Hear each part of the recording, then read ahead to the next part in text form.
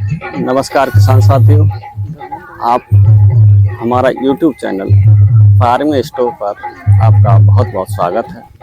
आइए आज हम धान में जो रोपाई के बाद उर्वरक पड़ता है उस पर चर्चा करेंगे। किसान साथियों, हमारा जब धान 20 से 25 दिन का हो जाता है तो उसमें हमें क्या क्या डालना चाहिए, क्या क्या सावधानियां रखनी चाहिए, उस पर चर्चा करेंगे। किसान साथियों, धान में जिंक की बहुत बड़ी आवश्यकता होती है।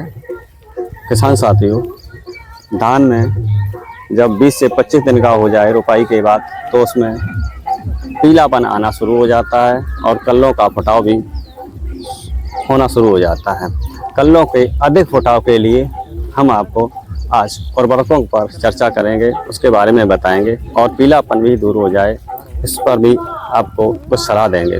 किसान साथियों, जब हमारा धान 20 से 25 दिन का हो जाता है तो उसमें हम सबसे पहले जिंक सल्फेट का सुझाव देते हैं कि आप जिंक सल्फेट डालिए। जिंक सल्फेट से क्या होता है, धान में जो जिंक की कमी होती है वह पूरी हो जाती है। और जिंक सल्फेट में क्या होता है, जिंक सल्फेट में जिंक की पर्याप्त मात्रा होती है तथा सल्फर भी होती है। सल्फर से क्या होता है, हमारे फसल में जो फंगस जनित रोग होते हैं उनका कंट्रोल करती है। जिंक सल्फेट से, जिंक की कमी से धान में सुंडी है, लट है, गिडार है, ये भी बीमारियां आती हैं, ऑटोमेटिक आती हैं। जब धान में हमारे जिंक की कमी होगी तो ये बीमारियां ऑटोमेटिक आएंगी। किसान साथियों, जिंक सल्फेट आपको 1 एकड़ में 5 किलोग्राम लगाना चाहिए, जिससे आपकी फसल अच्छी हरी भरी बनी रहे। किसान साथियों, जिंक सल्फेट के बाद दूसरी फर्टिलाइज़र की बात की जाए तो फेरस सल्फेट आपको 5 किलोग्राम 1 एकड़ में अवश्य डालना चाहिए। किसान साथियों, फेरस सल्फेट धान में बहुत मात्रा में इसकी ज़रूरत होती है। फेरस सल्फेट की कमी से धान में पत्ता लपेटक कीट आता है और जो हमारे तना छेदक कीट होता है, स्टेम बोरर, वो भी लगता है।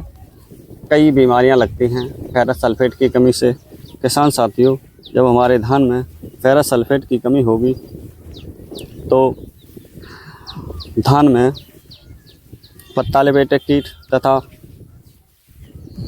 स्टेम बोरर की समस्या आती है। स्टेम बोरर क्या होता है, जब हमारा धान उसकी जो स्टेम होती है वह सफ़ेद होने लगती है और सूख जाती है। आप जब उसे इस तरह पकड़कर उखाड़ेंगे तो उसमें सफ़ेद कटी हुई नीचे स्टेम होगी, वही स्टेम बोरर होती है और यह फेरस सल्फेट डालने से यह बीमारी दूर हो जाती है। किसान साथियों, फेरस सल्फेट की धान में बहुत अधिक ज़रूरत होती है। फेरस सल्फेट की कमी से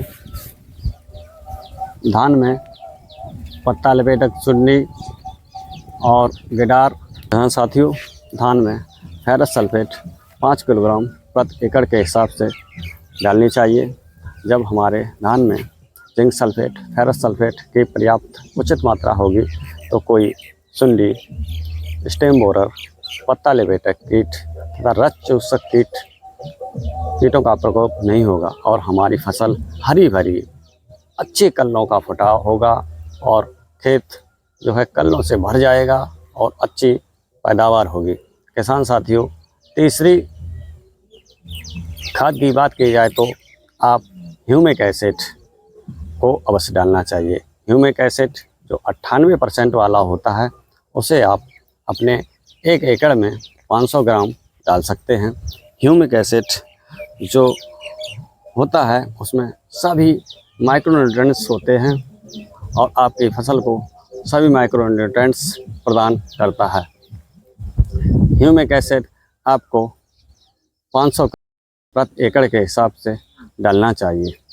किसान साथियों, हमारी धान की फसल में सभी उर्वरकों की डोज की बात की जाए तो यूरिया 1 एकड़ के लिए 40 किलोग्राम।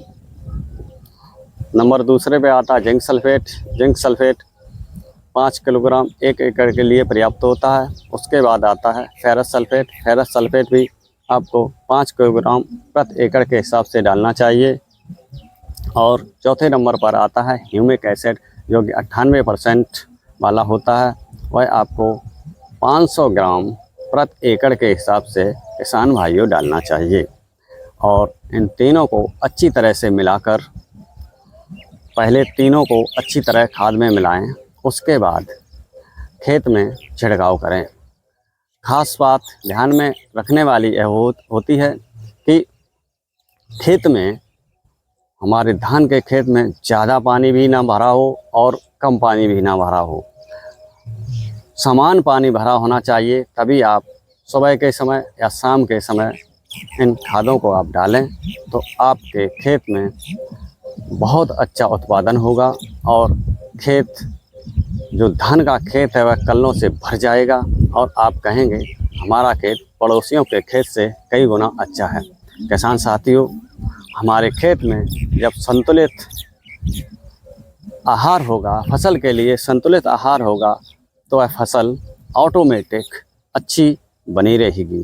किसान साथियों, जब हम अपने खेत का अच्छी तरह से मैनेजमेंट करेंगे, तो हमारा खेत अच्छा उत्पादन देगा और अच्छा उत्पादन देने के साथ साथ आपको अच्छा लाभ भी देगा। किसान साथियों, उर्वरकों का सही इस्तेमाल, सही समय पर इस्तेमाल, यह बहुत मायने रखता है।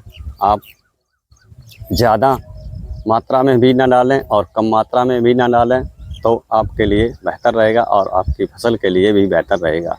किसान साथियों, हम आपको फार्मिंग स्टोर पर बहुत महत्वपूर्ण जानकारियां देते रहेंगे।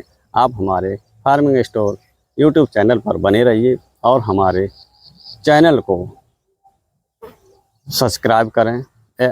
हमारी आपसे हाथ जोड़कर विनती है, हमारे चैनल को अधिक से अधिक सब्सक्राइब करें। नमस्कार।